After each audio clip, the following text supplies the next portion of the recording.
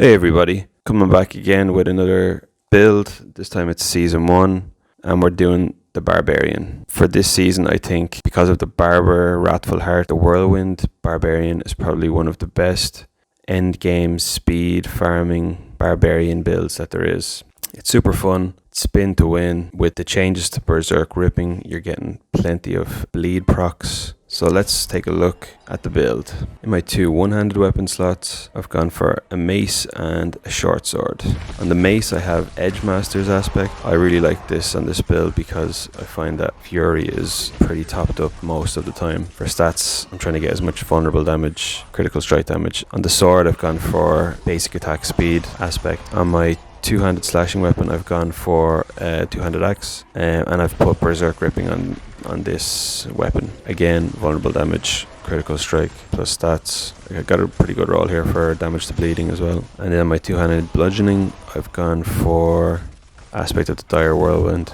This helps ramp up your critical strike chance so you can get those Barber procs much easier. And as well as you're going to be able to channel quite a lot as you'll keep your Fury pretty high most of the time, especially with the new density in Nightmare Dungeons. On the rings, I've gone for the shout combination. So on the first ring, I've gotten the Echoing Fury aspect, which your shouts generate Fury per second. For the stats, I've tried to get as much vulnerable damage, crit strike damage, and maximum life as possible, and critical strike chance as well. On the other ring, I've gone for the Bald Chieftains. This obviously pairs with the shouts as well. And then on the amulet, what I've tried to do is get cooldown reduction and movement speed paired up. I've gotten the Wallop passive. Doesn't really tie in too well with this build, but at least I have one mace that's benefiting from it. I might switch up to two maces in the future, we'll see. And obviously my Barber Heart is slotted in here. On the helmet then, I have gone for the aspect of disobedience, some life total armor, and cooldown reduction. It's actually a really good roll.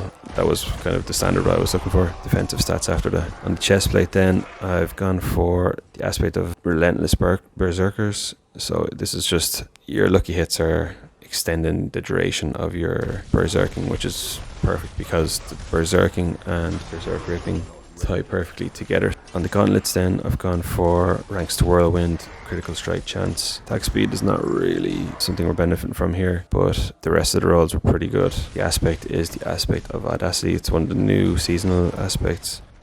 On the pants, I've gone for the aspect of the Iron Skin, which grants your Iron Skin ability unstoppable and an extra 28% damage reduction, which is absolutely fantastic.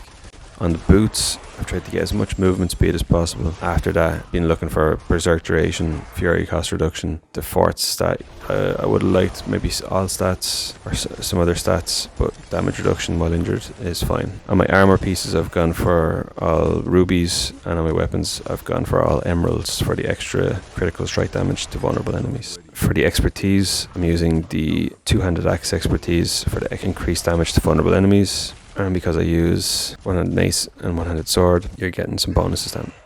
Damage to stunned enemies, some fury regeneration.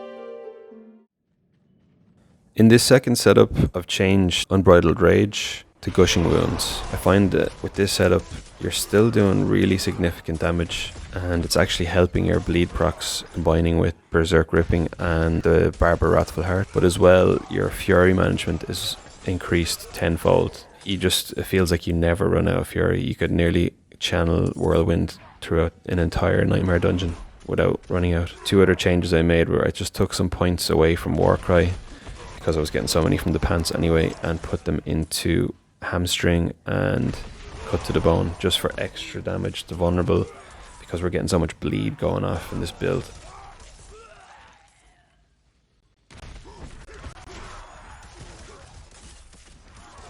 For fun then, if you want to try and add a bit of spice to the build. I decided to change my boots to the Penitent Greaves. Well, the only bad thing is you'll need these 2 uniques to try and do this yourself.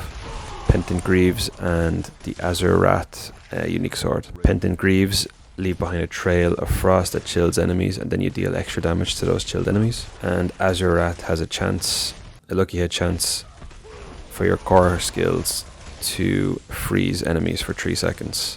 I put this into my build without having to change too much, keeping the bleed set up, and I find that it's still pretty effective. It's pretty fun. You get the freeze procs, you have the chill going off, which also slows enemies, so you're getting a lot more crowd control going. It's interesting. I'm not sure if it's better, but it's fun. Something to spice up the Nightmare Dungeons on your route to 100.